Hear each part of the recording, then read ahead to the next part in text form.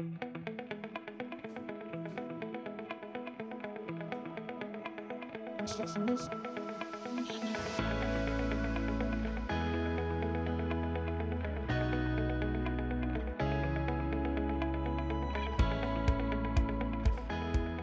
everyone and welcome to the next episode of Solar Sidekicks. We are season 2, episode 5. My name is Pat Southwell. I am here with my co-host. Welcome, Lauren Seconti. Hello, how you going? Happy Friday. Going great, thanks. Really good today, actually. Feeling the vibes. Nice autumn day. It's beautiful outside. And the Tigers won yesterday. Well, I had to. So I'm up and about. Had to risk out doing you a little bit, so I got my Essendon scarf on. Saw you rock up with your Richmond scarf. Yeah, so, footy season is here. Yes. Well and truly here. Very excited. Had to stir a few of the girls up in the office this morning that were Carlton. So I walked you would have stirred them up pretty bad, wouldn't you? pretty proud. Yeah. God, yeah. Get into them. All right. First of all, I'd like to acknowledge the traditional landowners of where we're recording this, and that is the Boonwurrung people of the Kulin Nation, and I pay my respects to all elders, past, present, and emerging. And also would like to welcome our guest. Today's guest doesn't need much of an introduction, but we'll give one anyway. If you've been around the solar industry, you may have heard of this guy. Welcome to Karl Jensen from Istore. Thanks, Pat. Thanks, Lauren, for having me. I think this is the first podcast I've done in a studio with a mixing desk, so it's all very exciting. Yeah. It's good. Thanks for coming, mate. Bit of a trek for you to come over.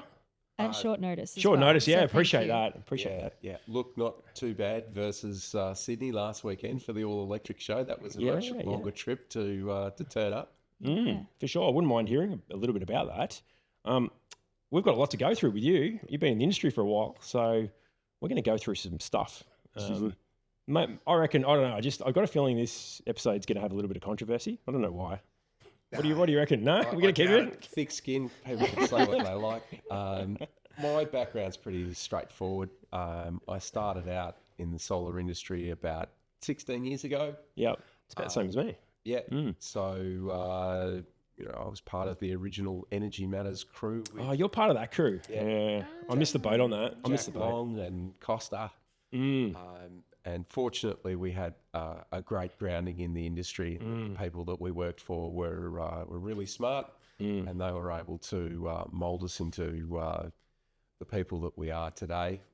Our work ethic, our ability to work with people in the solar industry and help them find products and solutions has carried through for all of us. And we're all still in the industry. Yeah. Obviously, Energy Matters had some times when they laid a lot of people off, and some of those a lot of changes and things. Yeah. Yep. Sun Edison bought them out. I saw that one as a bit of a train wreck. They were a huge company, and they were borrowing money to buy assets that I remember that weren't yielding the returns that was the interest on the loans that they were borrowing. Basically, trading insolvent. Yeah. So Dougal stuck it out. I think he was the last. Yeah. He's now working for Fronius. I think he was the last one that was part of that original group.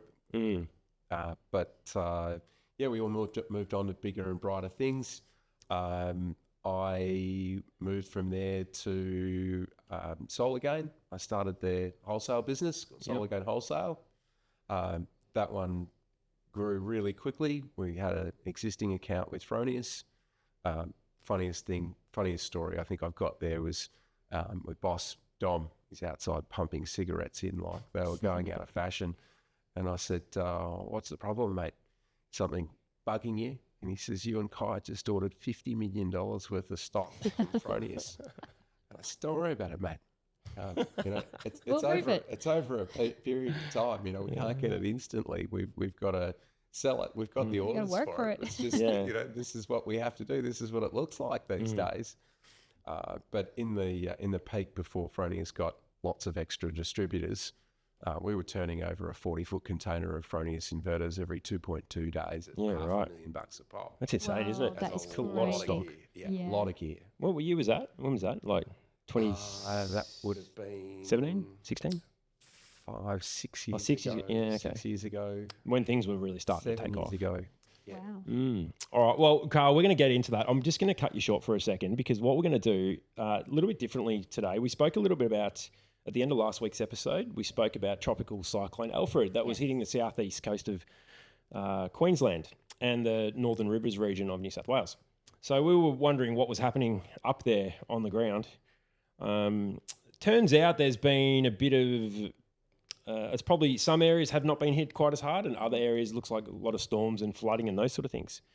So, who better than to bring onto the podcast an industry friend, Mark Kavanagh?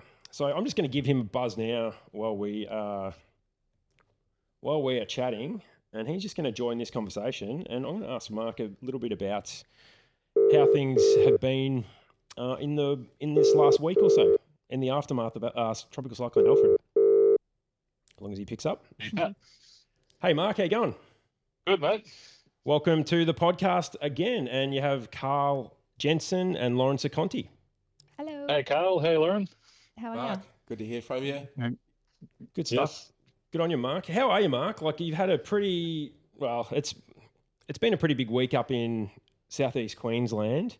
We're down in Victoria, so we only see what's on the news and a few other things on social media and that sort of stuff. Yeah. Well, how's everything going? Like, you're not flooded in or anything like that, or the beach hasn't fallen away where you are or anything like that? There's not a big hole in the ground. How you been? Well, mate? so I've been totally fine. Like we really prepped well for it. You know, cleaned out all the gutters and put down all the tilt frames on a warehouse roof and everything like that. Because we've got all sorts of crazy testing going on up there. Yeah. And cleaned up the whole area, all the neighbours' stuff as well. And but cyclone didn't come through here at all. We just got a bit of rain, right? A lot of rain, but it really hit Gold Coast and kind of a bit sort of on the Bribie, Redcliffe way, bit out of Ipswich. So but you're like right in the middle. You're like right in the middle of that. Like, how did you miss all that? I've got no idea. It went down, hit Gold Coast, went back out on the coast, and then came back in and hit Bribie. So. So yeah, so when I say like we were fine, and a lot of guys I'm talking to were fine, but then there obviously was a lot of local flooding at the same time. I don't know what the stats said, but according to me emptying my pool, I think we got at least 200 mil in one day, which is pretty heavy rainfalls. Yeah, but That's solid. That's so decent. there would have been a lot of local flooding around the way. But yeah, not too. And it wasn't a cyclone here anyway, so and it was had really died down even before it hit the Gold Coast. So even though they got smashed, it could have been a lot worse. We were thinking it was going to be a lot worse. So yeah, right. Okay, well that's good news. Probably not so good news for a few other people who may have been in the line of fire. It sounds like a lot of Brisbane. I mean, it was just a pretty crazy summer storm by the sound of it. That's about it. Yeah. And there was with a lot of flooding, and it was the biggest outage in Queensland's history. So at one time 330,000 customers offline. So that's about 20 or 25% of Southeast Queensland, but it's the biggest outage in Queensland. So there's a lot of people that lost power. So that was fun. Like we were all weekend, the three of us on the phones to customers, giving them tech support for. I was going to say, is the reason that the power went off because Energex told everyone to turn their systems off? Was that the reason, or was that that wasn't the reason? Was it? That was such a disaster, from Energex. Some captain safety or something, and Energex decided to tell customers to turn the solar off. Yeah. And I still don't have any rational explanation for it, except that they don't trust that inverters do what inverters do, that we've got islanding and they're not going to come back on and try and eject workers because they're designed not to do that. Yeah. So yeah, we had I think that was on the Wednesday before it came, and about 11 o'clock or something, that news started dropping. And in a period of like 6 hours, we had 250 calls saying, that's recorded on our phone line, the internal phone lines, saying, should I turn my inverter off? And then, everyone that I've known for the last 30 years, it seems, was calling me up, and everyone was calling me up. Hey, Mark, how's the wife and kids? And should I turn my inverter off? Oh. So, yeah. Has there been any more correspondence come back from Energy Queensland after that? Have they said, "Oh, well, maybe we overreacted," or "No, we were doing the right thing"? Have they said anything, or have they just been silent on it? No, not formally. I have heard a lot of internally, or anecdotally internally, the Energex guys saying, "What on earth were they doing? We're as frustrated as you are about this." Yeah. Yeah, it was. Yeah, I still don't understand the reason for it, to be honest with you. Yeah. No, that's all right. I reckon if you had enough wind to pick up a branch, throw it at a solar panel, solar panel broke while the system was online, you could get an earth fault that would fry the inverter. Yeah. Exactly. Yes. Yeah, and that's sort of what we told people. So I updated my homepage because heaps of people go into that as well to get the information. And that's basically what I said. If you think a tree's going to go through your inverter, your Through solar your panel, yeah. you could potentially damage your inverter. At this stage, your place is under insurance, Yeah. But it was ridiculous. Like, I wasn't on the phone for that 250, but the next morning, like, my after hours goes through to my phone. Yeah. So 7 o'clock in the morning, I had some old 85-year-old lady calling me up, panicked out, and she was so relieved when I told her, "Look, don't worry about it. Don't turn your inverter off." Yeah. It caused so much panic with people that, I don't know, thought their house was going to burn down if they didn't turn their solar off or something. So. Okay. Oh, it's another. Yeah, we won't go into DNSP bashing just yet. How about your electric car, Mark? Does that still work when it was raining? I saw that in the paper. So apparently electric cars don't work when it's raining. You know what? I've got an old Hilux, and with the winch and everything on it, and then I've got my Tesla, and I kind of thought, oh well, I'm going to go drive around the streets a few days after it happened just to see what local flooding there is. I felt more comfortable in my Tesla because I don't know if you've seen the Tesla submarine where they can drive underwater. I'm like, I'm going to take this sucker out because I won't. It'll be better than my 4B. So Oh, very good. Yeah. Very good. All right. Well, so it sounds like, it's kind of what we hoped for. A little bit of a fizzer. I mean, I know it wasn't totally. There was a little bit of destruction, but it sounds like it's nothing too bad. Nothing like some of the other cyclones we know, like Cyclone Larry or Cyclone Yasi or Cyclone Tracy or anything like that. It wasn't destructive, I suppose, as we know. Yeah, it is funny, and there's this little bit in everyone that wants to go through that, especially when they spent 3 days prepping for it, and everyone's like, let me down. But not me. I'm thinking, man, I've got 10,000 solar systems out there. I didn't want people calling saying, come and help us fix it up. So I was very relieved. Yeah, that's good to hear. Yeah. Very good. All right. And how's everything else anyway, mate? How's business okay up there? What's the state of play up in Queensland? Yeah, we're flat out. So we're booked out till it might even be July now, into June or something like that. Good. So yeah, things going well. I think it's sort of up and down in different areas, but things are going strong for us. So, what's your battery attachment like? Pretty good.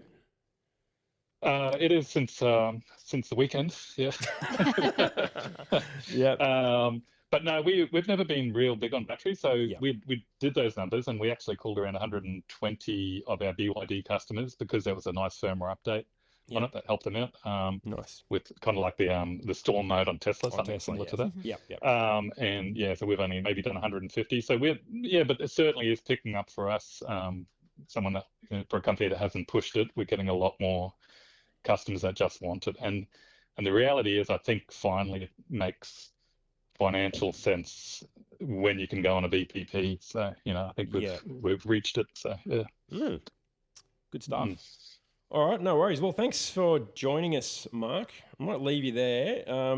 Great to hear everyone is okay, doing well, and nothing too bad. So yeah, thanks for getting me on. No worries. No worries. All right. Thank you. Good on you, Mark. We'll leave it there, and have a great weekend. Yeah, have fun, guys. See ya. Bye. Thanks. There we go. He's hung up. Oh, All that's right. a relief. Yeah. Queensland looking good. Yeah. So pretty happy with that in the end. Like we were sitting here last Thursday, was it? Yeah, last Thursday, Lauren, and we were not sure what we were going to be talking about as far as that goes this week. Did a bit of damage to the Gold Coast beach, I saw it. Oh, yeah. It looks like a big cliff, doesn't it? Yeah. Wonder how long that's going to take to repair because Yeah, that doesn't look like fun. Bringing your kids to the beach and just you got to fall fall. off. Yeah, you got a height hazard. Yeah, for sure. Oh, well, good news anyway. Good to hear the people up in Queensland. And if you are struggling with it, our heart goes out to you, and hopefully on the road to recovery, and it's not too bad for everyone up there. Fingers crossed. Absolutely. All right, back into your story, Karl. Sorry to cut that short. No, it's all good. It's all good. All right, so you were just mentioning about your Energy Matters crew and all those sort of things. I was saying, like, I feel like I was sort of part of that in a way, even though I never worked there. I still, like, I've made some really great relationships with so many people that have been at Energy Matters. I feel like I don't know. It's almost like 50 to 70% of the industry has worked there. That's what it feels like. I have to pause. What is Energy Matters? I'm only fresh in this industry. I haven't even heard of it. I didn't even know who you were. Sorry. Energy Matters' claim to fame was that they were the first company that was able to realistically look at a system online with near maps type technology. Okay. And sell someone a solar system over the phone or over the internet. And at the time, the rest of the solar industry sort of said, can't do that, have to go a site visit, have to do this. And of course, these days, you can probably measure up a roof more accurately with new maps than you can with someone with a tape measure on the roof. Yeah. That's all we use because we just work off plans. Yeah. I suppose new builds, it's pretty low risk with new builds, isn't it? Yeah. That's all we do. We put the plans, the site plan on the block and go from there. Happy days. I'm a big believer in health and safety stuff. And at the end of the day, if you can sit in front of a screen and measure up a roof versus having to get on it, then any day of the week wins hands down. Yeah. Yep. Yeah, very good. Right. Sorry. Thanks for that, guys. A little bit of a history lesson there. Bit of a history lesson for you there. Well, when did that all sort of wind up in Energy Matters? Do you remember what year that was? That must have been 11, 12 years ago. Yeah, it's been a while, hasn't it? It's been a while. Yeah. It's been a while. Been a long time. You guys are fossils. Yeah, kidding. I know. No, it's kind of true. We are now. Like, Karl and I have been in the industry. Was it 2009 you started? Somewhere there, yeah. Yeah, it's 2009. You don't really hear people in it for that long either. Yeah. Somebody in and out or... Yeah, so a lot of people completely. have. Yeah, no, I've been in it the whole time. I haven't jumped ship. Well done. Hopefully I won't. I don't know. Yeah, fingers crossed. We'll see. It is a good topic of discussion, though. It does concern me when people say, "Oh, I'm leaving the industry." Yeah. And I'm going to install fire alarms, or I'm going to do security cameras is a big one. Yeah. Given that we're so far behind where I think we should be, and I think we should be a 5 gigawatt industry right now. Yeah. Putting solar in. There's no reason why we couldn't be a 5 gigawatt industry, but the market's still not there. Like, the economics makes absolute sense. Yeah. Why aren't people buying as much as they should be? Why aren't we seeing? What do you reckon? Do you reckon it's just the ideology of the other side, I suppose? Do you reckon that's what it is? Or what do you reckon? I've got no idea. I can't explain it. It's hard to know, isn't it? I haven't paid a power bill for 15 years, and I see this yesterday. The big news item was cost of living. Yeah, and, I know. Energy bills are going up right across the country. In my area, the network rate's going to go down by $19, which is really exciting. Yeah. Love that for you. Well, for me, I still don't pay for any energy. Yeah, that's awesome. I'm using the OVO thing with free power from 11 till 2. Yeah. That's awesome. That's during the day, is it? During the day. Yeah. So, go mad, charge your cars? Yeah, absolutely. So charge the cars, heat the house, heat the hot water. Yep. Or charge the cars, heat the hot water, cool the house. You know what's funny? You've said charge the car first every time. You're like, stuff the house. Well, the thing is, they've got 26 kilowatts of panels on the roof. So in order for me to be able to get any free power from the grid, I've got to be using mountains of it. Yeah, of course. So two 22 kilowatt chargers in the car, 2 cars at 11 kilowatts. That's 22 kilowatts there. So what's your usage, like including your solar? How much power do you consume? 65 a day, I average. 65. Yeah. Holy shit. That sounds like a big number. It does. Sounds like a big number, and we've got this on my list of questions. People forget when they're adding up how much energy they use that they're not including more than 2/3 of it. So your electricity bill's actually only a very small portion of the amount of energy that your house uses. Yep. So where we're talking about default offers, a default offer for Victoria says that the average Victorian household uses 4,000 kilowatt hours of electricity. Yep. And then if you tick the next box, it says that they use another 50,000 megajoules of gas. Yeah. And you go, well, what does that mean? Yeah. Lauren, what does that mean? I'm actually a bit lost here. I think if I'm no idea. honest. this is your Yeah, I'm this is your actually- 3.6 thing, isn't it? Yeah. I've been nice. listening to you, Carl. Don't Yeah. worry. Some people may not have. You may not be getting through to everyone, but I've listened. 3.6 megajoules per Is 1 kilowatt. kilowatt. Hour. Yeah. There you go. Yeah. I knew There's it. the conversion. There's the conversion. Okay. So I'm if like, where are you someone going with this? yeah, well, look, if someone says, I want to electrify my house, how much money am I going to save? Yeah. If you can't do the conversions and if you can't see what the gas bill is, then you can't tell them how much money they're going to save. Yeah. But as a solar industry, we've missed a massive portion of the opportunity. So if I divide my 50,000 by 3.6, I get 13,888 kilowatt hours. So my total energy demand is the 13,888 plus the 4,000. Yep. So as a solar industry, we're only capturing 22% Yep. of their energy demand. What idiots are we? You know, we should have gone, hang on a minute, we need to address this other 78%.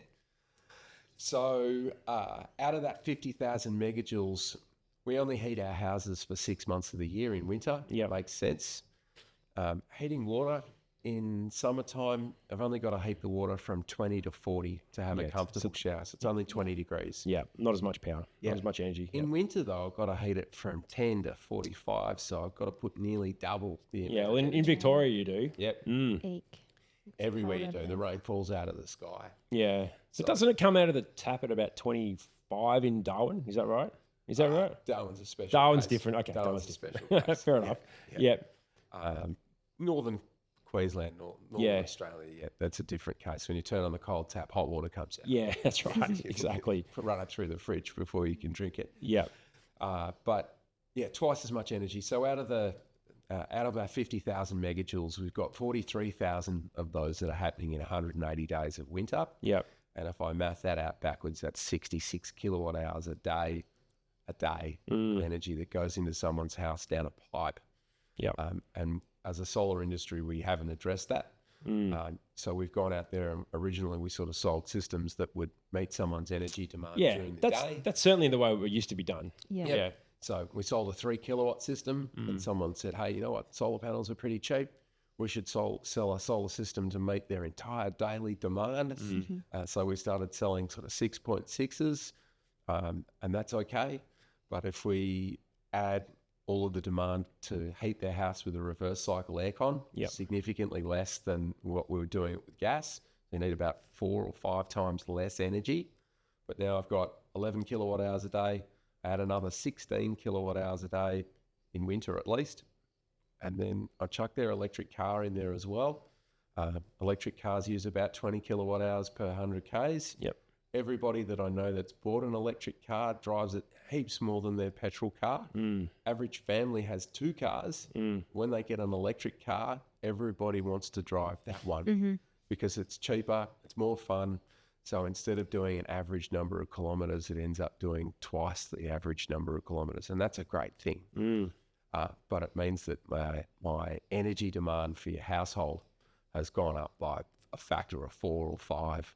Yeah, but you're also saving how many tanks of juice here from the servo are you saving as well? Look, when I was working for Solar Juice, a big plug for those guys because Yeah. they paid my diesel bill for the iLoad. That was the Costa spec. So Costa's a big fan of his iLoad van and the extra row of seats. Yeah. Shout out for Costa because I enjoyed that vehicle a lot too. Yeah. But it was $10,000 to Yeah. put fuel in that thing a year. Yeah. You know, we're sales reps at the end of the day, so we're going out and it. seeing people. So I save about $10,000 a year in petrol. In petrol, yeah. Yep. I save another couple of $1,000 in electricity that I don't have to buy, and I save another $3,000 in gas that I don't have to buy. There's a significant investment in doing that. So let's call it a couple of second-hand cars, 25 kilowatt, 27 kilowatt solar system. Yep. Really don't need the home battery. That one's the cherry on top of an all-electric cake. And it's great to have for that bit of resilience and that increasing one's own self-consumption. So you reckon you don't necessarily need a battery? Is that sort of what you're saying in that scenario? Like it's just a nice to have, you reckon? And you don't have one? I've taken. I've got a 15 kilowatt hour battery. Oh, you do? Yeah. Okay. But on top of that, I got 200 kilowatt hours worth of storage in the 3 cars. Yeah, that's Yeah. what I'm getting at. I think that the best battery is still a battery that's got a steering wheel, because the economics, in simple terms, every kilowatt hour you put in your car is $1 in petrol that you don't have to spend. Yep. So if you're spending $50 a week in petrol, probably going to need to put 50 kilowatt hours in your car. In order to do that, you've got to generate 8 kilowatt hours a day. Melbourne, average 4. You need a 2 kilowatt system on the roof to pay for that. That's excellent, right? That's awesome. Home battery, on the other hand, we've got cost of buying the battery. Yeah, of course. Cost of the finance. I reckon I'm about 150 grand in. Yeah. So interest on that costs $9,000 a year. What do you consider all that? Mortgage rates. Yep. So if I'm 16 grand less than 9, I'm $7,000 ahead. That How you going takes with the all these family. calculations, Lauren? I'm a bit lost, if I'm honest. Gosh, Pays for the family holiday. gosh, Let's put it that a way. computer is way easy to just spit this out and not taking anything away from you because you're a very smart man. Not I'm really. I'm in trance with you right now. I'm just listening to everything. I'm like, fucking hell, this guy's smart. This is all really, really basic maths. So It's just a lot of maths. Yeah, think in one handful. Well, I think that the right path for people to go down is fairly straightforward. It's solar, Yeah. then it's heat pump. Yeah. And the reason why it's hot water heat pump is because particularly in Victoria, there's heaps of subsidies. In other states, you still get STCs. Yeah. But that one typically is 40% of people's gas bill. Yep. And it's sort of 20 to 30% of their energy demand. So it's easier to a couple of hours for a plumber to swap one of those over. The next one is their heating and cooling. Yeah. That one's a fairly decent sized job. There's lots of different rebates in Victoria as to what you're pulling out, what you're putting back, but there are some significant subsidies to be had there. Yep. But a lot of the talk I see is somewhere between sort of 12 and 15 or 16,000 bucks to get rid of someone's gas heater. Yep. And that's a lot more money than a hot water heat cooler. Yeah. Where the new build, it's a no-brainer though, isn't it? New build, absolutely. Yeah. Whilst there was a big uproar in the building industry, this is going to be an impost, it's going to be a disaster, banning gas. Ultimately, builders want to build the cheapest possible house that they possibly can, and they've got no regard for what it costs to run it. And statistically, it's $3,000 a year in gas these days to run a typical house. That's a lot of money. That is a lot. Is that the experience you've had, Lauren, dealing with builders? Like, are they kind of not like they're still pushing gas a bit, and because it potentially, I mean, they think it's cheaper or they don't understand the economics. Yeah, it's they don't have a definitely the car working clients. with them to do all the calculations and all that Yeah. sort of stuff. it's definitely the clients. I actually had a call yesterday, and this house is knockdown rebuild. Yeah. And because it's a new building permit, they can't get that gas. And I gave her a ring and tried to upsize her and all that. And she did end up going with a bigger system. But boy, she put on a front about how it's bullshit. She can't have gas and it's ridiculous. So it's not so much the builders. They are pretty, I think a lot of them have wanted it because it's one less thing they've got to deal Good with. point. Yep. And it's quite easy to put in a heat pump as opposed to a gas line. It's a single stage installation as well in the back end. Yep. But it's definitely the clients. They're just not educated. That's what we're trying to do, but Yeah. they don't really care. They just want to again build the cheapest house. Or Well, I've got my fingers crossed, Pat, because ultimately the cheapest form of hot water is solar thermal with electric boost. Yep. yeah, no, we And don't of want course, that. because 2/3 of the energy demand for your hot water happens in winter, and there's 3.5 times less energy just falling out of the sky on those panels. Yep. And of course, it only takes a couple of cold nights, a frozen collector, and the thing's dead. So, according to the VEU, the Victorian Energy Upgrade Scheme, Yep. those commodity hot water services on new builds, 70% of them have failed within 3 years. I can confirm that. Terrible. I can confirm that we get one cold night, and a lot of the builders in down Warrigal Way, Yep. their panels are burst. It's ridiculous. Never should have been installed in the No. first place. Rubbish systems, totally inappropriate for Victoria's climate. And incidentally, Istore also has a thermal hot water brand called iHeat, Yeah. and we sell those in Queensland and we sell them in Perth. Very, very good climates for solar thermal systems. It just doesn't get cold enough to break them. Yeah, okay. It gets cold enough in Warragul, pretty much Bunyip that way. Yeah, well, that's... They get down to -3 or 4 in yeah, winter. a lot and easily, yeah. yeah, It can get it even goes colder off than that. tap like as soon as the phone's open. Yeah. I shouldn't laugh, but it's pretty funny. We're like, oh, and we are in winter. Yeah. And we call that hot water season. Yeah, pretty much. Incidentally, the solar industry has changed hot water season. 50% of heat pumps in Australia are now sold by the solar industry, not by the plumbing industry. That's correct. That means that there's lots of proactive installations of heat pumps that are happening through the summer months that didn't used to happen before. And that's been great for the plumbing industry in that there's much more stability in the work. Now you can have a team of plumbers that work year round rather than being flat out in winter and nothing to do in summer. Yeah, okay. How did you find? Do you guys deal directly with installers, or is it more retail customers? I mean, our plumbers, they found the transition from gas to heat pumps quite difficult because of the weight of them. They're big units, they're huge, as opposed to the panels and the storage tank. Yeah, so that's a really good question. Horrible to deal with, apparently. For the heat pump installation business, we've got the same Solar Victoria thing that the solar industry has, and QR codes to sign on. And of course, the first few plumbers that had work cover turn up on their sites. They were sort of underwhelmed by, what do we do here? Because there's nobody getting on a roof for us to say, you need this, that, and the other. There's just a guy wheeling a tank down the side of someone's house on a trolley. So They would have been all over that, though, wouldn't they? WorkSafe would be all over that. Wouldn't they be saying, Yeah, because of the whole manual this is a handling. 5-person lift? Yeah. Or No, some of them are Yeah. hectic because I don't know if what yours are, but the ones that we dealt with at the very start were quite top heavy. Yeah. So yeah, okay. Yeah, you lose one. So it is a there. hazard. It's Yeah, definitely a we're- hazard. we're What broken does a one few. weigh? Empty, Carl? Roughly. 135 kilos. Okay. It's not too bad. It's just a power wall, really. Just power. That's what I was going to say. It's just a power wall. It is awkward. Yeah. And at the end of the day, last year, our biggest cause of systems being damage, transit damage. So if someone knocks one over in transport, it's done. Yeah. And you've written it off. You've done enough damage to it for those heavy bits on the top moving that it's no longer saleable. You might be able to put it back together far enough to use it on a plumber's house. Oh, yeah. But Can you sell it to pickles or anything like that? Or you?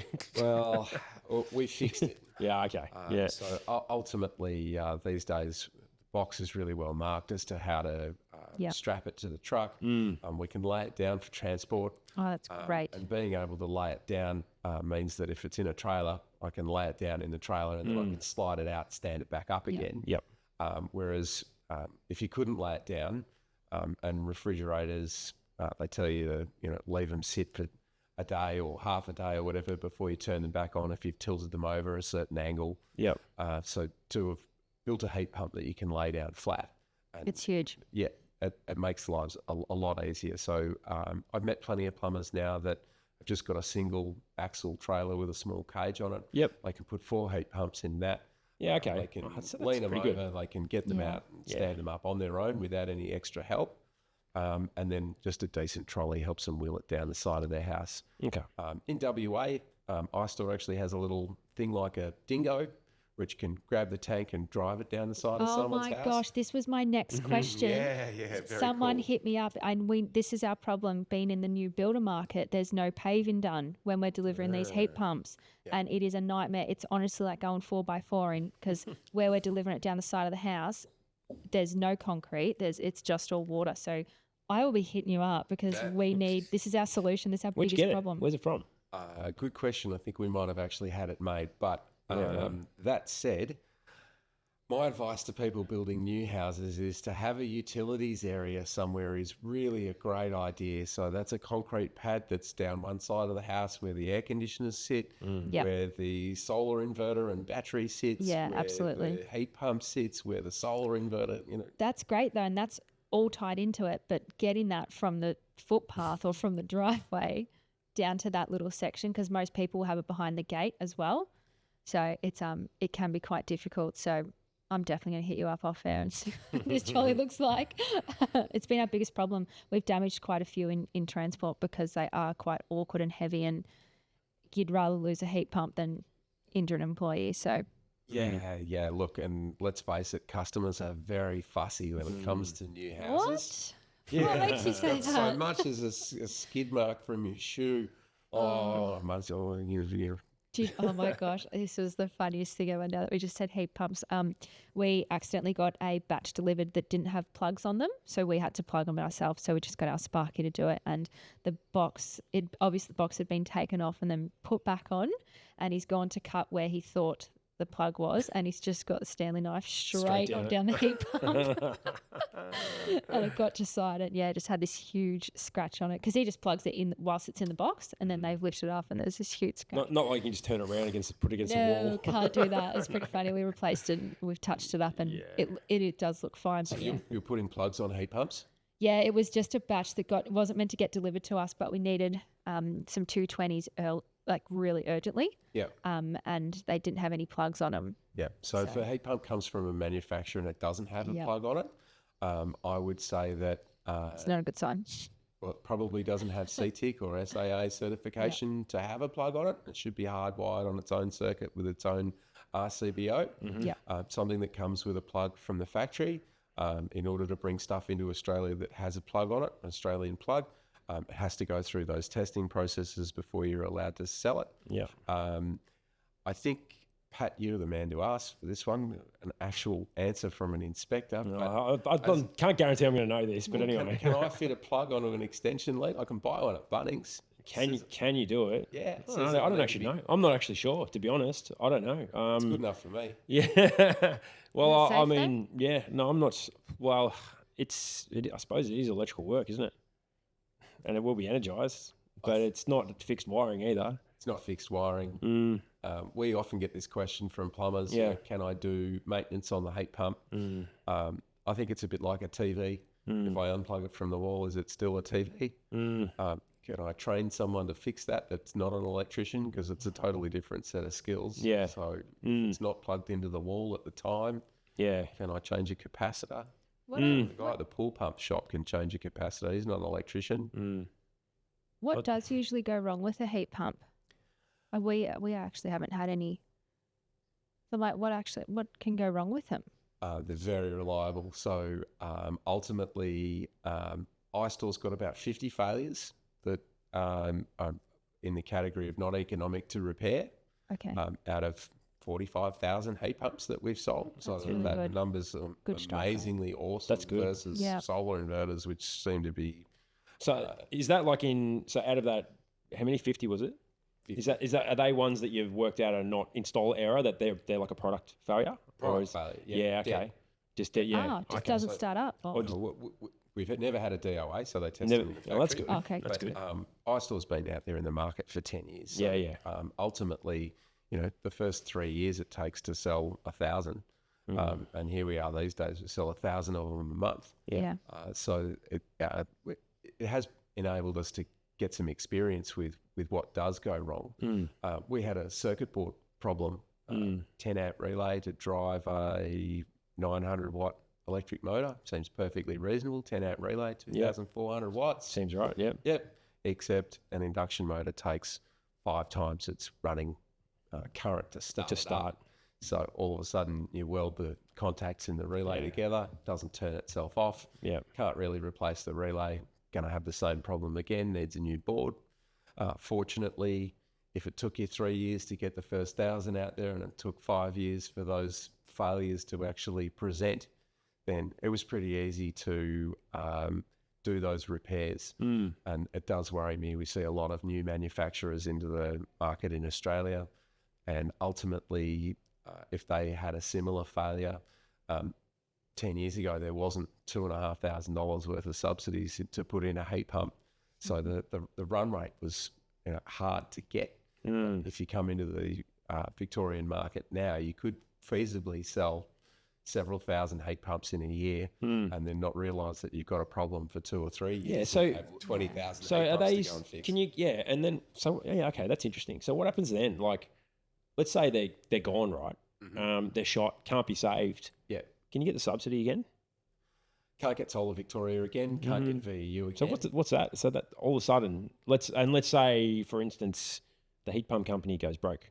What's the client up for? Oh, a lot. Yeah. So for the sake of argument, call a heat pump $2,000. Yeah. Installation, retail margin, so on and so forth. I don't see heat pumps being sold for less than about $4,000, less the STCs. Yeah. So Yeah. So you're gonna want to make sure you pick a good company to deal with, because if they go under, you're not going to get the you can't rebate get it again. again. Yeah, Yeah. you're not going to get it again. What are your thoughts on all the people saying they do a changeover for zero? Well, that hasn't happened in Victoria for a very long time, and that's because in Victoria, to get the Solar Victoria $1,000, the customer has to be out of pocket by $1,000. Yeah. So if the customer's only out of pocket by $800, then they only get $800 worth of Solar Victoria. Okay. So it doesn't make any sense for anybody to sell anything less than $1,000. Yeah. But what it does do is it means that heat pumps that are very inexpensive are still being sold for $1,000. So Okay. That's not great. I think that all heat pumps are good heat pumps. Yep. And I wave the flag for heat pumps regardless of whose it is. Really, for all of them? Yeah, for all of them, really? all of them, I think man. that they're Yeah. good. The technology's good enough, The you reckon? technology's good Yeah, enough. Yeah. okay. And same thing with air conditioners. I think it almost doesn't matter which one you buy. They're all very They're all- similar. They'll do Yeah, the same okay. job. Very well proven technology. We Yep. had air conditioning in my family home when I was 6. That was 40 years ago, so 40 plus years ago.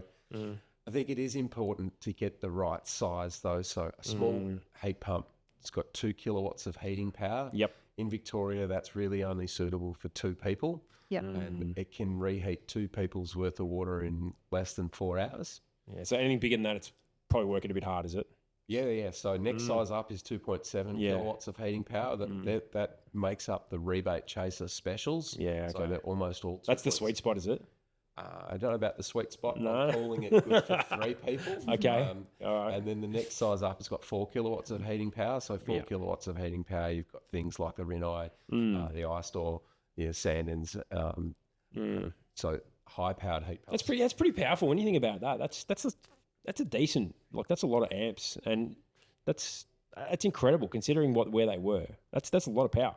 It's a lot of heating power. Yeah. Absolutely. But Oh no, I think isn't it good though? Like, I'm not really into heat pumps and things. It seems to me like a better thing to be able to capture that energy when you need it. Is that the thinking? Like, so you want to heat your heat pump when the it's sun's shining. Yeah. It's like Yeah. it's like an Exactly. miracle of sense. what are Exactly. we calling them? Comprehensive. Not the right word I'm looking for is complementary technologies. yeah. So at the end of the day, if I had that little 2 kilowatt heat pump and I had 4 people in the house, Yeah. it'd need to run for 8 hours, and there just isn't 8 hours of sun in Melbourne in winter. Yeah, that's right. And if you look into historical, how's my heat pump? Why is my heat pump good, or why is my heat pump not good? People didn't know a lot about heat pumps when they started selling them 10 years ago. So a heat pump was a heat pump. Yeah. It's just a cylinder with a thing sitting on top that makes hot water. They didn't understand that it made a difference to its life. So I think that they should all last for, let's say, 15,000 hours. Yeah. I think that's a How reasonable. many years is that? As in, Good question. yeah. So if your heat pump has to run for 8 hours a day, then it's 5.5 years. Yeah. Okay. If your heat pump only runs for 3.5 hours a day, then it's 12 years. Yeah. So if I get that big heat pump and I only have 2 people in the house, and it should last for 20 years because it only needs to run a couple of hours a day to put back the hot water. Yeah. But if I have that low powered thing where I have 6 people in the house, It's going to go. then it's worn out shortly after the warranty. I don't think that matters either. When we're talking about carbon dioxide emissions saved and so on and so forth, we're talking about a period of a couple of months versus gas or versus resistive electric.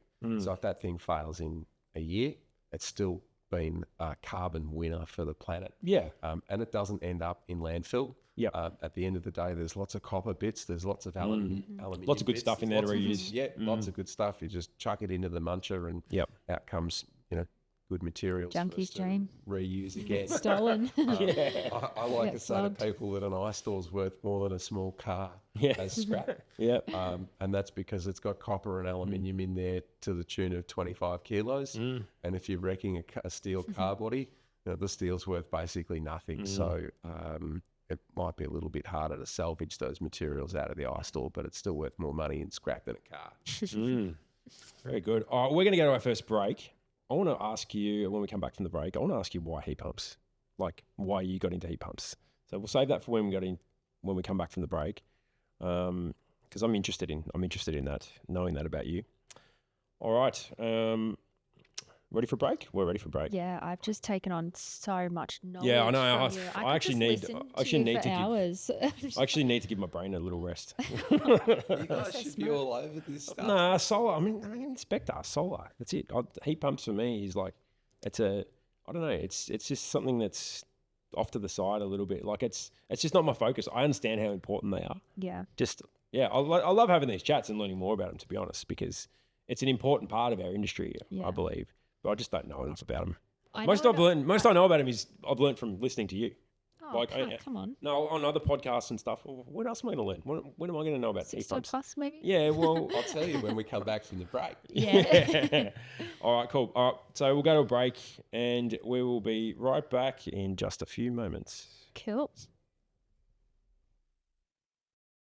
Hey solar installers, struggling to keep up with CPD requirements? At Southwell Solar Training, we're here to make it simple. Our online courses are designed to give you the knowledge you need without the sales pitch. With an affordable subscription, you'll unlock access to our growing library of technical courses, covering everything from inspecting older systems to spotting installation defects. Learn at your own pace, earn CPD points, and stay ahead in the industry. Join us today and start learning smarter, not harder.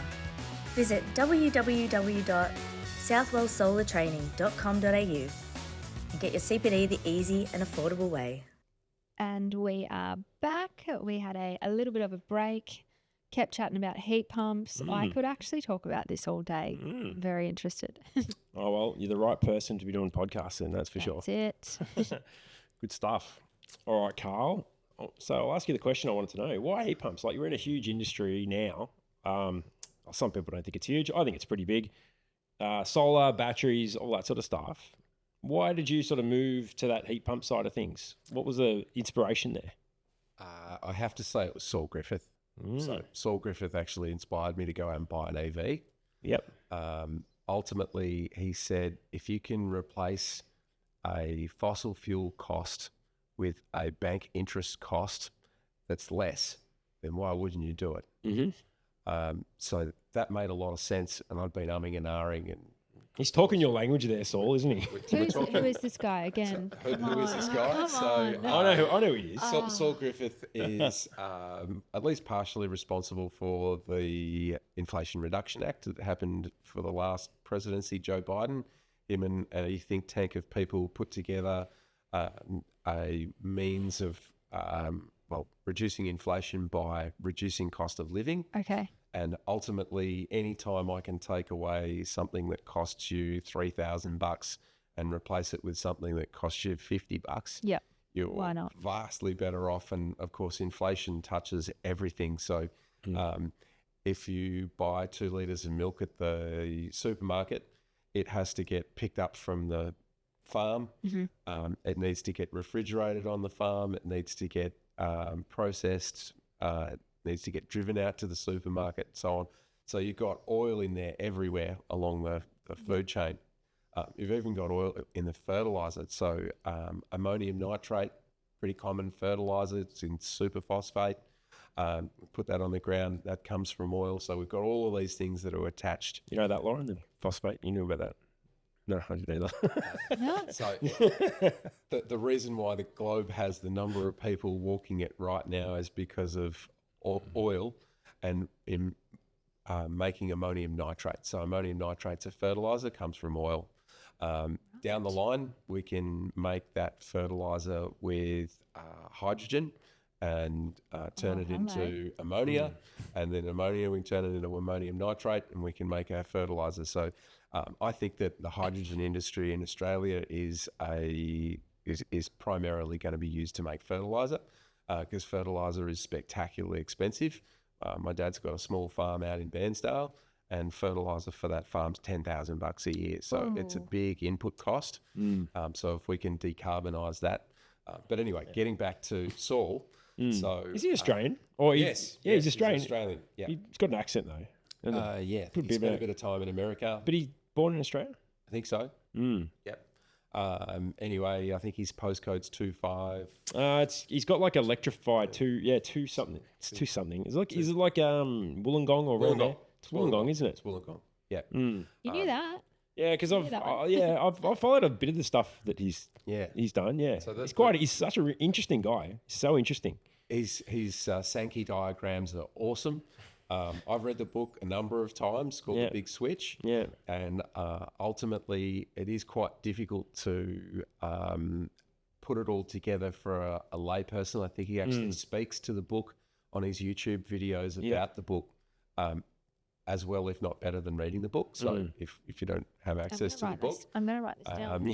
jump online and look for The Big Switch, where he talks about the stuff that's in the book. Yeah. But essentially, a large portion of energy in Australia is used for heating water. Yeah. We've got 11.7 million homes out there right now. 1.7 million according to the Office of Renewable Energy Regulator, ORA, that gives us our STCs, have got renewable energy hot water services. So we've got 1.1 million solar thermal systems out there. Yep. 600,000 heat pumps. And then we've got 5 million gas and 5 million electric hot water services. We still got 5 million electric. Haven't we? Yeah. that's not So good. Have we really? A lot in Queensland. Wow. I Yeah. think that's okay. one of the reasons why our penetration of renewables in Queensland is lower. Yeah. Think that electric water heating's okay. Yeah. It's better than gas, isn't it? I mean, isn't it? Okay, now I'm talking. From an emissions perspective, Yeah, it uses double the emissions. Yeah, of I'd- Yeah, but if you Gas, so- if you've got solar and you've got electric, no. So when you get a solar system, you Yeah. sell the STC. So all of the emissions Okay. savings from your solar system, you sold to somebody else. So Okay, yeah. an So you're looking emissions- at you're from looking an at that way. emissions perspective, Yeah. we have to look at the emissions for the grid. Yeah. So if I charge my electric car and I've got solar panels on my roof, it's Yeah. no different to me charging my car at a supercharger up the road. Yeah, because sure. I I've understand. already sold those emissions to somebody else. Can't count them twice. Yeah. So if I've got 10 million water heaters out there and they're responsible for 30% of a typical household energy demand, Yep. that's a hell of a lot of carbon dioxide balloons going up into the air every day. And that's one of the reasons. There's a lot of reasons why Australians use more energy than other countries. But I did say to Saul, so in his book, he says that the average Australian household uses about 105 kilowatt hours of energy a day. And people go, that's bullshit. I only use 10. Yeah, 10, 15, whatever. Yeah. But they forgot. They didn't include the gas. Yeah. They didn't include the petrol. We haven't gone further, or he hasn't gone further down the line into the emissions that are caused by cows and bits and pieces. Might be in the book. Stand corrected if it is. But Isn't that like 20% of all emissions or something? Isn't it? that? Cows. Globally, I think. if you look at Lilydale Lawn's Yeah. brochure, it says that a typical domestic household lawn saves more emissions than a tree. So, given the farms good sales are pitch. covered in Yeah, grass that's actually really that good. the cows eat, Oh, then there's okay. a good bet that the Yeah. grass is soaking up some carbon dioxide. And, look, it's Yeah, fair enough. complicated. It's complicated. Swinging roundabouts there. Everything's small steps. So we know that there's a lot of embodied energy Yep. in a electric car versus a regular car, but over the lifetime. So same thing goes with heat pumps. So that there's a huge scope there. Ultimately, if I can take away an appliance that uses 12 kilowatt hours a day and replace it with one that uses 3, Yep. Why wouldn't you? that's a huge gain. We're running out of roof space, so by the time we electrify our house, we electrify our car, we've run out of roof. So I've got 27 kilowatts on my roof. Are you full? Are you full? Yep. Yeah. There's some building stuff ups which could have fit another 6 panels on the roof. Yep. But I've got some vents that are in the way that would need to be moved, and it's not economically viable as soon as someone's cut a hole in the roof to fix it. Yep. But here we are. I've still got 2 months of the year where I can't generate enough energy to run those electric cars, and I see that if I'm all electric and I've filled up my roof and I've got electric cars and so on, it's a fair bet that my situation is probably going to be similar to everybody else's. So it's a fair bet that they won't have enough roof space. So all of a sudden now for each household, I need to find 1,000 kilowatt hours a month for 2 months of the year. And that means that I've got to build wind turbines and so on and so forth. Yep. If I had resistive hot water in there as well, I increase that number by another 30%. So hang on. The question is, do I want to put 30% more wind turbines in the ground so that people can have a hot shower versus them buying a heat pump? That doesn't make any sense. I know I watched something on the ABC about wind farms going in Queensland and having to bulldoze forests in order to get access to plant these turbines in the ground. I get it. We don't make energy out of pixie dust. It's got to come from somewhere. Yeah. So ultimately, if we can reduce the demand, by, we call it 20%. That's a big deal. Victoria, 55 years ago, they said we've got gas online from Bass Strait. Yep. And it's going to give Victoria cheap energy for 50 years. That's 55 years ago. Yep. We're out. Now we're done. It's done. It's gone. And the idea that, government has stopped the industry from finding new gas. Anyone that thinks that ExxonMobil doesn't know where every little bit of gas out there in Bass Strait is deluded. Yep. They would have done all of the seismic stuff before they sunk any of the wells that are there. So if there's more gas out there to be had, they would have said, hey, we've got this. We're done. We're done with the gas. We're done. Yeah. Gas is done. Fair enough. The other argument, of course, is Australia's got heaps of gas. We export it to the world. All going to China, you hear? That's what you hear people say. Well, wherever it's going, Northwest Shelf comes on shore, we burn it. Yeah. We burn it to generate energy so that we can compress it and cool it down to turn it into a liquid. And then we put it on a boat. It costs $500 million. We drive the boat round to the other side of Australia. It seems crazy, doesn't it? To a terminal that's not there. So that terminal would be another $1 billion. And of course, you add all of these things up. And if I said to you that gas was okay, you could keep using it, but it was 5 times the price, you'd say, I'll just go electric. Yeah. That's what they're doing now. No, it makes sense. Happening. All right, Karl, let's go a bit lighter now. You're pretty tech heavy. I want to get you on the lighter side. All right. So your podcast, right? You've been doing that for 5 years now, I think. 4 years. 5 years. Is it 4 years? When did you do it? 2020 you started, yeah? Start of COVID. Start of COVID, 5 years. Start of COVID. It's 5 years, like this last week or something. I reckon I must be living under a rock with you. You're just a mystery man. The podcast was almost started out of laziness. Yeah, that's I've heard Luke talk about this. So we would talk quite a lot about, and at the time I was working for Solar Juice, and we were talking about having to explain it to the customers all the time. Hey, look, costs have gone up. We can't wear these costs. This is out of our control. And we're telling this to people 30 times a day, and you're just like, can we just record a show or something and tell them to go and listen to it rather than having to repeat it? So obviously it started out with Luke and myself, and we decided we'd record it. I think we were doing it weekly. Things were changing pretty quickly back then. Yep. Now we do it bi-weekly. Obviously, the podcast that Nigel was doing sort of stopped, and he was without a gig. And industry legend, Nigel was. It made a lot of sense for him to join us. And most recently, we've got Jess, and nothing sinister. We just see that we want to see more women in industry. And three old blokes talking about solar. Really isn't. You know what? She has, like, I've always liked your podcast, but she's added something else to it. It's great. Yeah. It's great. She's really good. Sees a different perspective. Good to hear what's happening over in Adelaide as well. She's got her ear to the ground with what's going on there.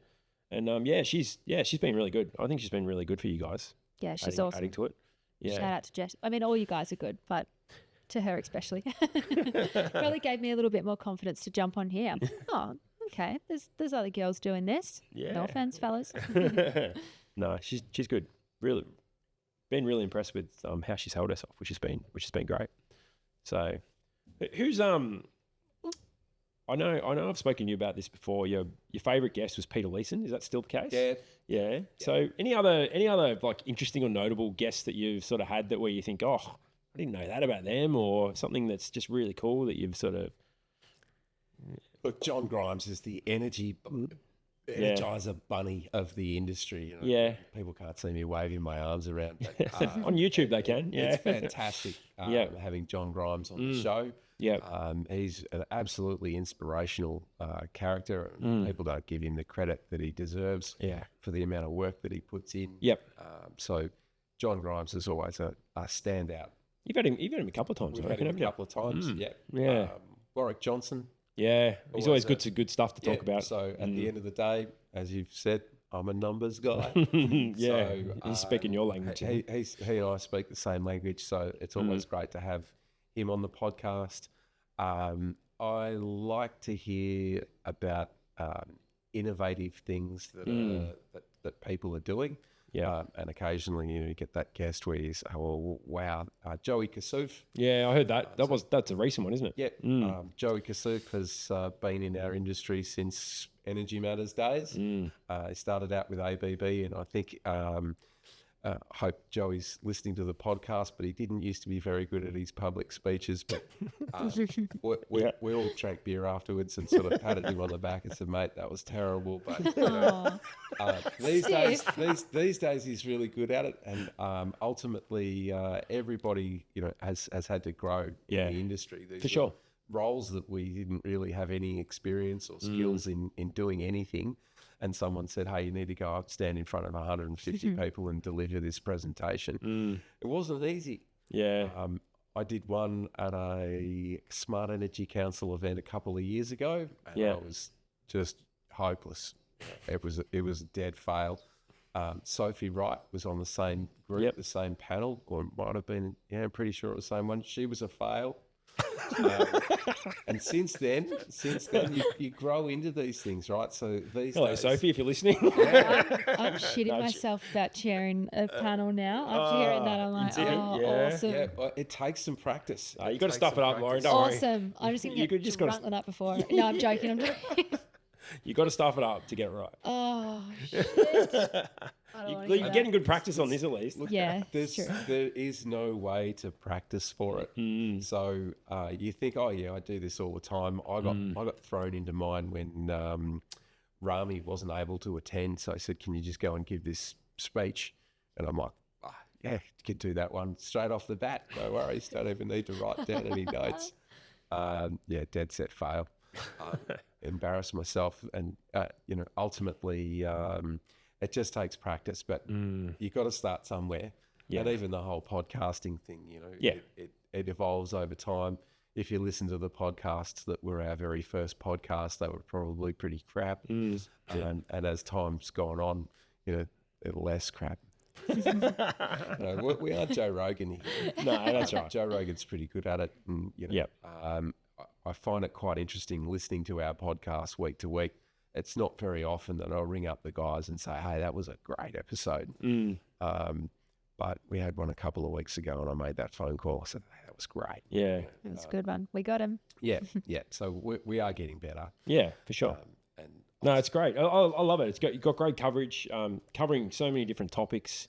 You're sort of covering the whole industry as well, which I think is great. And yeah, just the amount of people you speak to, it's people I hadn't even really heard of, and then you look at the significant things they've done, and still so impressed with some of the people. Jeff Bragg, yeah, he was on a couple of weeks ago, wasn't he? Yeah. Great episode. That one actually listens really well. Yep. And ultimately, Jeff's a great presenter. Yep. Everyone was complaining about having to do it. Oh, the training. mandatory training from SAA. Yeah. Yeah. I'll pay $35 to do one of Jeff's courses Yeah. any day. Yeah, that's it. Oh, me too. I'd do it if it wasn't even mandatory. Yeah. Yeah. He's just a great. He's good. speaker, He's great- good. great He's speaker. so good at it. I've been to those things at the Smart Energy Council where he's spoken about your favourite topic about the circuit breakers on EV chargers. He was talking about that. And I'm like, I didn't even think of that was really a thing. And he's talking about it, going, yeah, this is a thing. You've got to make sure you size them correctly. Totally a thing. Yeah. So great thing, of course, if you're a smart solar installer, you've got the main switch. And we put next to it the solar supply main switch. Yep. And then we put next to it the EV charger because they're all the really heavy loaded things. So we'll put them all next to each other at once. So it's all nice and hot. They're all that hot. That end of the switchboard's glowing. It is hot. Oh, yeah. We didn't think about that very well. Very good. I also want to ask you a couple of other things. So I've heard you talk a bit about regulation and do you think we're over-regulated in Victoria, or installers anyway? Do you think there's too much?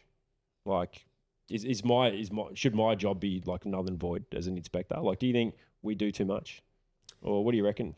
That's a very good question. And the easiest answer is if you've got to put something on your own place, how bad is it? So you reckon if people aren't dying, it's not that bad? no, I'm thinking that if I don't regulate it, then I deteriorate into absolute chaos rapidly. Yeah. Because people can't be bothered. Yeah. Okay. So if I didn't tell you see what that you're you saying. needed to use a conduit from the array and a gland in the roof, you just chuck the solar lead over the side of the gutter and plug it into the inverter, and that would be good enough. And I've done it myself. Yeah.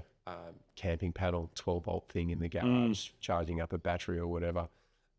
We'll always take the path of least resistance. Yeah. And therefore, some more background for you. I spent 5 years at Boeing as a manufacturing quality engineer. Yep. And I wrote standards and procedures for how to build aircraft parts. And at the end of the day, if I told you to just go away and build that, then I would always end up with a dead set fail. I have to give you explicit instructions all the way along as to how to build that part. And it's the same with a solar system. Yeah, It's the same it's gotta with be. wiring a house. The other thing standards are written for, and because of mistakes and ups that have killed other people. So we do learn by our mistakes. Yeah. And these things are written into standards, particularly safety stuff.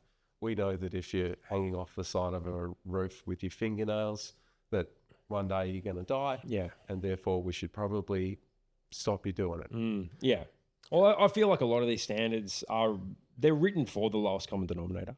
That's pretty much what they're there for. Now, not to say that everyone is like that, but you've got to protect the people that I suppose maybe can't protect themselves.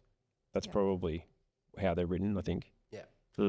Back in my flying days, so I'm also a commercial pilot, multi-engine IFR instructor, whole box and dice. In one of my instructors presented the flight manual for a C-130 Hercules, and it says in the front, this manual is for the guidance of the wise and the strict adherence to by the fools. Yeah. So, sure, there are things that you can do with this machine or with this standard or with whatever that are going to be okay for someone that's got tons of skills and that knows what they're doing. Yeah. But for someone that doesn't know what they're doing, it's pretty easy to get it wrong. So don't do anything. Yeah. Know your limits. Yeah, Absolutely. I think they're there for a reason. And we are quite lucky in our industry now that we do have people like Peter Leeson and his whole team of people that are designing solar farms that are 200 megawatts. And if I say to the guy down the road, can we do this cheaper? That experience is gathered over a period of time, and people do get good at what they do. Yep. Recent example for you is the new Tesla superchargers at Albury. Yep. Were put in by Watters out of Shepparton, and there's 24 305 kilowatt superchargers in a close space, and the two electrical cabinets say on the front 1,600 amps, 415 volts, and there's two of those. 3,200 amps. That's a lot. That's a That is a lot. A lot of current. It's a lot Shit. of power. And of course, if you get that wrong, things burn Oh, down. that's Yeah. that's scary. Yeah, that's a huge Big amount of power. explosions. Yeah. Probably got a substation right there as well. It's a lot of fault current. Yeah, but someone didn't just turn up there and And just plonk it there, yeah. pull some wires and, a couple of rolls. Apparently it's pretty impressive, that supercharged station, I've heard. Well, because that one was co-funded by the New South Wales state government, it's open to all EVs, and therefore it's great. Is that right? Yeah, great to see all the varieties of EVs that you don't see at On the superchargers. superchargers that are, let's call them legacy ones. So legacy superchargers, 140 kilowatts, and if two cars are plugged into it, you only get 70 kilowatts each. Close. Whereas the new ones, they're sort of up to 305 kilowatts at each stall. That is insane. And that makes a huge difference when you, it's like coming home from the EV show last weekend. Yeah.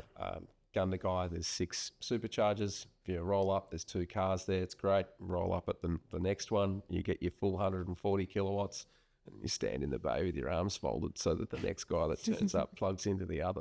You know that your charge speed's going to halve. And that makes a massive difference, right? It's the difference between hanging out there for 20 minutes and 40 minutes. Yeah, it's fine. Is that like the old thing at the petrol pump where you'd rock up and you'd start pumping it in, and then if someone came up on the other side, they would halve the speed? I've never noticed that. Oh, this was years ago. You don't really notice it now. Never Yeah. noticed. No, okay. Oh, well, there you go. Hey, we're going to wrap up with you in a minute, Karl. I want to see if you can help me with my situation, right? So I want to be the first electrical inspector or the first solar inspector to be in an EV, because I don't know any others, right? Do you know any others? No. I don't. You're the only electrical inspector. Okay, fair enough. Fair enough. All right, cool. It's a small So field. I'm getting fair enough. Fair enough. All right. What do you reckon I do? Like, so I'm spending about $300 a week on fuel. Yeah. All right. I'm in a Triton, 2020 Triton. It's now done 100 and I think I'm about to hit 180,000 Ks. So I'm doing roughly 50,000 K a year. Yeah. Thereabouts. Got to carry a big ladder to get up to 2-story. Yep. What's out there? What do you reckon? What do you reckon I should do? Like, wait, or do I go a BYD Shark, or what do you reckon? Look, I think plug-in hybrids are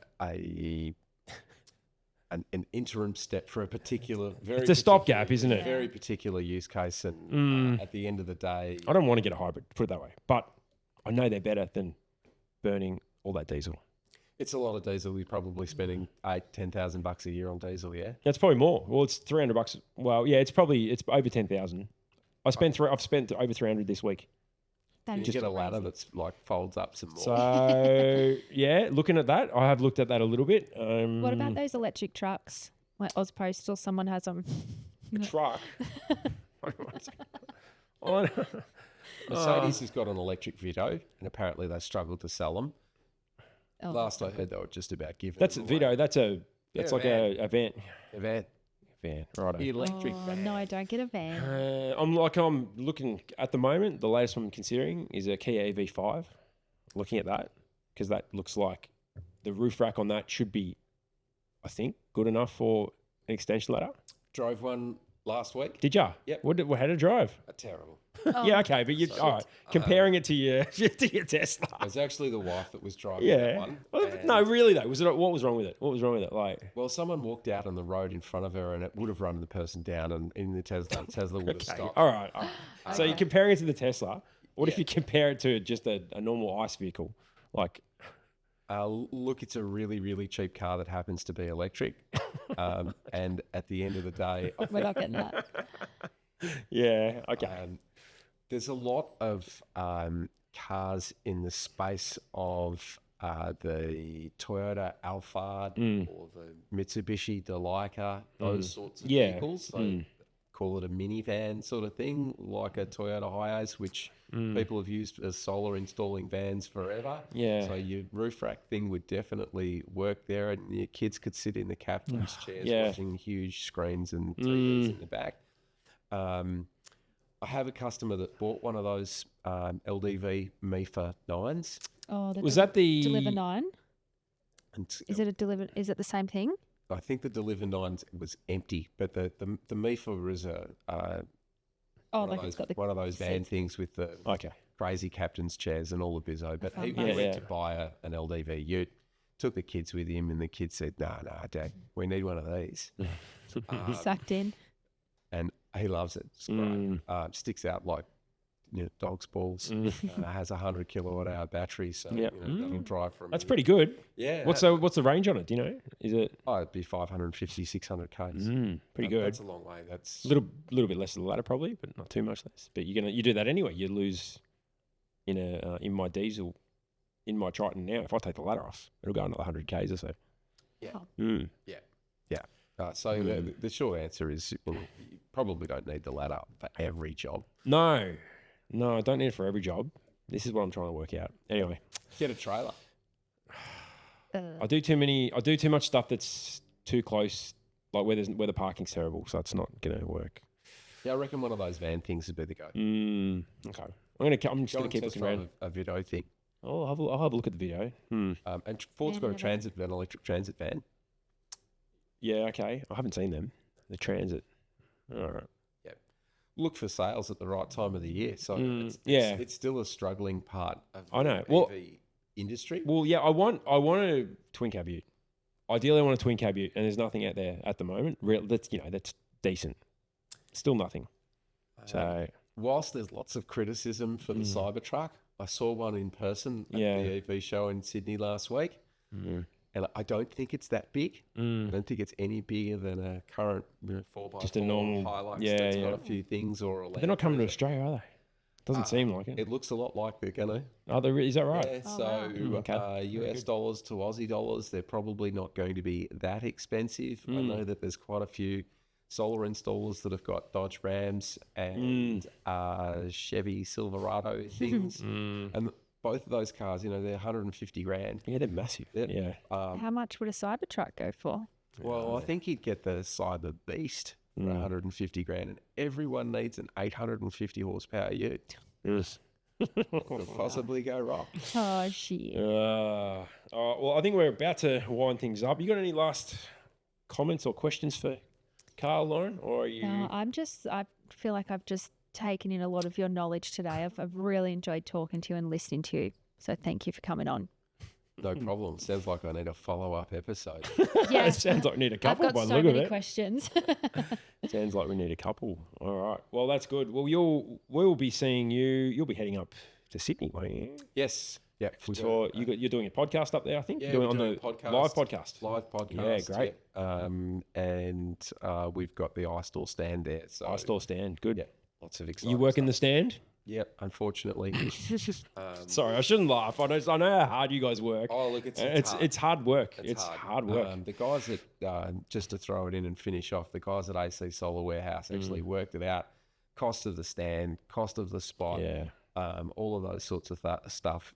It means that the guys that are standing on the stand are costing their business thousands of dollars an hour Yeah. Wow. to have that stand. So it's really important that You got to make the most of it. make the most of it. Yeah. Yeah, very good. Wow. All right. Well, we'll be seeing you up there. Lauren and I will be sitting in the crowd of your live podcast. We'll be heckling and mouthing off or doing whatever we Yep. can do. Definitely. Making use of ourselves. So no, but I'm looking forward to that and looking forward to the Smart Energy Conference. It's going to be a good one this year, I reckon. Yeah, Yeah. indeed. Good stuff. All right, Karl, you got any closing comments before we let you go? No, not really. It's a cracking day and it's a Friday. I hope you got a beer in the fridge. Jeez, I don't know if I do. Mate, I'll have to see. Pat, I'll what have the to, I'm trying not to drink much at the moment, and anyway, I know it's bad. I know. I'll have a look anyway. All right, good stuff. All right, well, Karl, thanks very much for coming. Appreciate you making the effort, and great chatting to you. Great getting to know you a bit better because I haven't really ever had that many chats with you. So good to get to know you a bit better and hear about all the stuff. Seeing you online, and good to actually have a good chat face to face. So Awesome. Thanks No for worries. having me, Pat. all right, so Lauren will go to our break, and then we will come back and we will wrap up the episode. Sounds good. No worries. We'll be back in just a few moments. Hey solar installers, struggling to keep up with CPD requirements? At Southwell Solar Training, we're here to make it simple. Our online courses are designed to give you the knowledge you need without the sales pitch. With an affordable subscription, you'll unlock access to our growing library of technical courses, covering everything from inspecting older systems to spotting installation defects. Learn at your own pace, earn CPD points, and stay ahead in the industry. Join us today and start learning smarter, not harder. Visit www.southwellsolartraining.com.au and get your CPD the easy and affordable way. Good chat with Karl. Yes, that was awesome. Yeah. I learned so much about heat pumps. Me too. Not going to lie, heat pumps is in our offering. It's definitely not my department. I would say I know enough to be able to take a phone call if someone rings up or have a chat with someone at a trade show and whatnot. But I learned a lot from him, so that was awesome. Very good. Definitely going to grab his number and just pick his brain after this, I think. No, very good. Definitely a good person to know in the industry. He's been around a long time, very knowledgeable, and showcase our industry quite well, I think. Yeah, absolutely. Happy to have him, that's for sure. Mm-hmm. Good stuff. What have you been up to this week? You've been on the oh no, backstop bandwagon, or you? No, actually. Really? Don't fret, everyone. I haven't taken a step back, No. but I actually do my backstop every Tuesday, and I took Tuesday off this week, so it's just been a short week in the office. Oh, yeah, because we had a public holiday Monday. Yes, Yeah. exactly right. Some of the team are over in Germany with Visman, our new heat pump that we have bought on. Sorry, Karl. Sorry, Istore. So everyone's just kind of been doing a little bit in the office and chipping out in other people's roles. Yep. So I'm actually dedicating Saturday tomorrow to lovely. doing my backstop. Yeah, jump in the office for a couple hours. Phones won't ring. Everyone will be quiet. Good idea. Yeah, installers won't annoy me. No, that's good. What about you? Yeah, just spent a bit of time in the country this week. Oh, A little bit of time in Gippsland. It's been hot again. It's been quite hot. So yeah, had 2 days in Gippsland, one in just Metro Melbourne. So yeah, bit of a shorter week, but it's been good. I've noticed a couple of things happening in the industry. So just from a little bit of a looking online about what's happening, I did notice just before we came on, so there was looked to be an acquisition as well. So Omnidian looked to have bought out Solar Service Guys. So that seems to be pretty big news. So that happened, I think, about a week ago or thereabouts. So yeah, Omnidian looking to expand their offering with all their monitoring that they do, and why not? all the other things they're doing in the industry. So having a bit of a bigger presence, which is something. Get it, guys? Yeah, absolutely. Don't think there's been too much else. No, I think it's when it's a short week, it's always quiet. Everyone's kind of always got their heads down, bum up type situation. But I think the next couple of weeks you got solar and storage. Then we've got the Smart Energy Council. So it is going to be a big couple of weeks coming up. So it's not the worst to have a few quiet ones. Yeah, that's it. So recharge the batteries. Yeah, absolutely. So how are you going with your chairing a session in Sydney at the Smart Energy Council? Yes, I sure am. I am getting that ready. Do you have to do much prep? You're not sure yet. I think you would have to do a little bit, but also I got some actually really good advice from Luke the other day, and he said don't over prepare and don't overthink it. I'm like, yeah. I'm just on that spectrum of do I do too much, do I not do enough? But I'm sure just wing it. I can. I'm pretty good at talking a lot of shit, so I'll do a little bit of research on the panelists so I can have something to go in there. And I think that's nice to do a bit of homework on them. Yeah. That should be good. What about you? I've got a couple of things. So yeah, I'm doing a few things at the Solar and Storage Live, that event. So. Oh yeah, I have started preparing. I have started and leaving it a little bit late, but a lot of the stuff will be okay. I just got to put it all together. Yeah. Going to be, do a bit of a prep, doing some podcasts up there as well. Yep, absolutely. Which will be cool. Keen to tune in remotely. Yeah, that'd be good. You can co-host remote. We'll be all right. We'll work it out. I'm sure we can work it out. So yeah, got a couple of guests. They're all really keen to do podcasts up there, which is cool. So we're going to be setting up a little podcast booth. So I think people can sort of listen in live as well and see listen to the uncut version as well before it goes in. So that'll be fun. So we're doing that, and there's a couple of looks like I'm delivering a CPD course up there too. And nice. Yeah, another one of yours? Yeah, one of mine. Yep, one of ours. Yep. That's pretty cool. Yeah, it should be good doing that live, and then also doing going to do another speaking gig on battery testing. Oh. Yeah. Oh my God. Wow, so you're going to be jam-packed the whole Yeah. 2 days? 2 days? Yeah, 2 days. Yep. Shit. Yep. It's going to be a jam-packed time. So, yeah, sort of looking forward to it. And then what, you come back for a week and then you're off to Sydney? Back to Sydney. Yep. Sounds about right. I know. Breathe. I know. I shouldn't be as jam-packed in Sydney. Just got one speaking gig and then podcast with you. Just heaps of networking. Yeah. Yeah, lots of networking up there. That'll be fun. Should be fun. So, Big couple of weeks coming up, I think. yeah, I reckon. So you're going to give us an update next week on how your backstop's going? Yes, absolutely, I will. Yeah, it honestly takes me like 3 or 4 hours to unfortunately go through every single one, Yep. test it, and then try not to have too many tabs open at the same time, so Yeah. the whole thing just doesn't fry. I did 2 yesterday because I got a couple of CESs and I just tried straight away and Portal was down, so that was fun.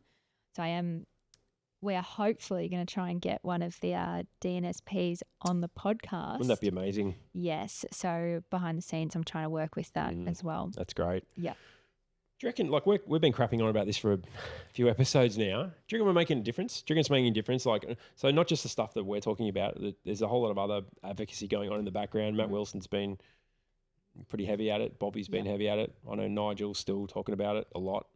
What do you reckon? Do you reckon they're going to listen? Yes. Do you reckon they care? Do you reckon they care? Not a lot.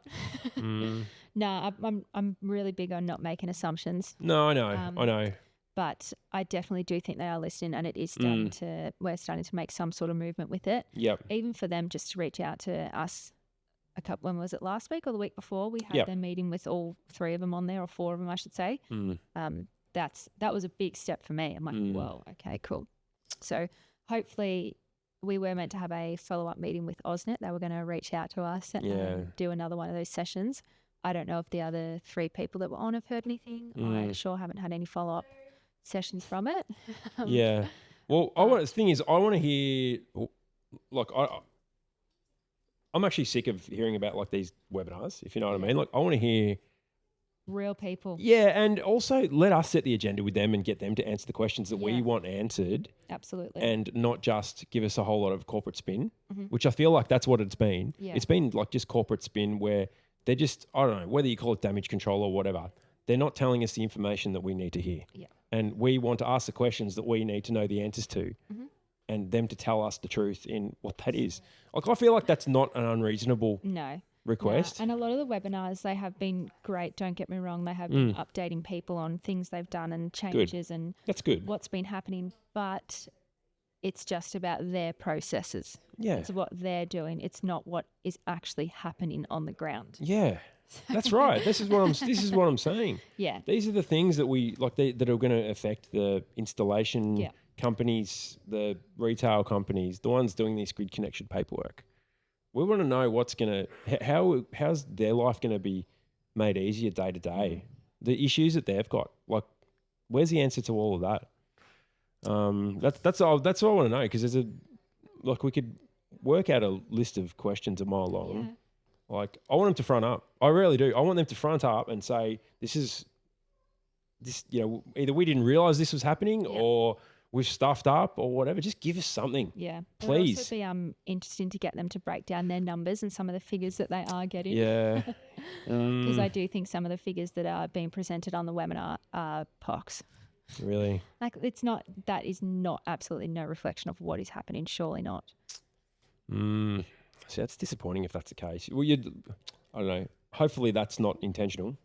Look, we don't know, but it is. It's definitely getting better. I'm hearing a lot more cases of tests passing and commissioning being successful, which is awesome. Yeah. But what are we? How many months in now? I don't know. We're halfway through March. 6 or 7 months. Yeah, 6 months at least. And it's still not working. We've still got systems out there that are not exporting, or that are on that low static export, or have passed and aren't getting lifted. Still not having emails. Still some zero production. Yeah. I came across another one this week. Zero production. Shit. I know. What DNSP was that? AusNet. It was AusNet. Yeah. I don't care anymore. Like, we just want to tell it for what it is. Yeah, like, absolutely. Seriously, like, I don't know.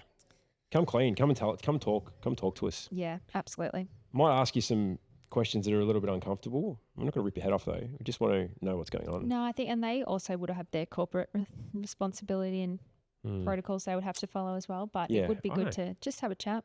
Mm. Yeah. You definitely can't go in barraging and Pat. No, I don't.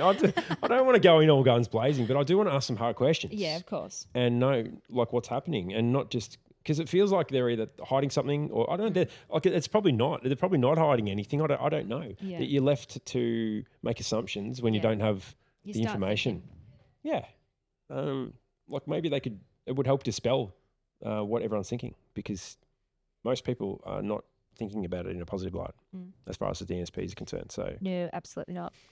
Don't give up though, people. Keep trying to do your test. yeah, keep trying, Yeah. please keep trying. Like Keep we're gonna sending get it out. yeah, we're gonna And get through this. really, what I have really been doing is going back to the OEMs and making sure they give me all the data to show that everything is spot on, because that's all that you need to go back to the DNSP and go fix it. What is happening here? It's actually not us. So fingers crossed. Fingers crossed. Fingers crossed. I will have an update for everyone next week on Backstop when I do everything tomorrow. Great. Looking forward to that. Yes. All right. Okay. Well, working for you for the weekend. I'm heading to the footy tonight, so I'm going to be wearing my scarf. Ooh, nice. See the Bombers play. Yes, who round you one. playing? Hawks. Oh, that actually will be a good game. Yeah, it should be good. Hopefully it should be good. Is it at the G? Yeah, at the G. Full house again. Beautiful. Only just got tickets last minute, so should be a full house. Footy is back. It is. It is love it. absolutely back. Bring the kids. They're going to love it. Nice. gonna- I better not go downstairs and show 'em my scarf. I might get in trouble. No, they'll be all right. They'll be all right. They'll be happy you're wearing a footy scarf. They'll be loving it. All right, good stuff. Well, let's cut this episode to an end here. And been a good one. Thanks again to Karl Jensen for coming on. Thanks, Karl. Thanks very much, Karl. I'm going to go take him for a spin in the EV. Oh, Maybe yeah. I'll get his Tesla head off. No, I don't think so. Good stuff. Oh, that'll be fun. All right. No worries. All right, Lauren, have a safe week. Likewise. And no worries. We'll see you next week. Yeah, we'll see everyone next week. No worries. Thanks very much, everyone. Bye. Bye.